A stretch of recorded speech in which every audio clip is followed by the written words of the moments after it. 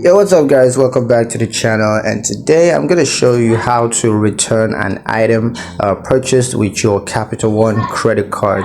Alright, if you've been wondering how to do that, this video is for you. We're not going to waste any time, let's just get straight into it. So the first thing you want to do is to review the merchant's return policy. So just review the merchant's return policy to understand the return process, as well as any applicable deadlines for products and whatnot. Next, you're going to contact the merchant. So just contact the merchant to initiate the return process. So the merchant is going to have different ways to contact them, and you can just choose whatever one you want to go with and make that contact.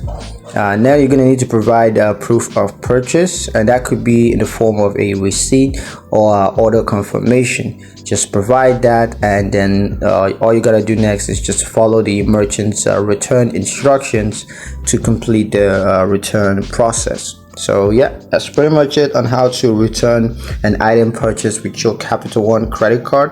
Hope you guys liked the video. Hope you found the information useful enough. If you did, like the video, comment down below, let me know what you thought. Share the video with your friends and subscribe to the channel if you haven't done so already, and I'll see you guys in the next one.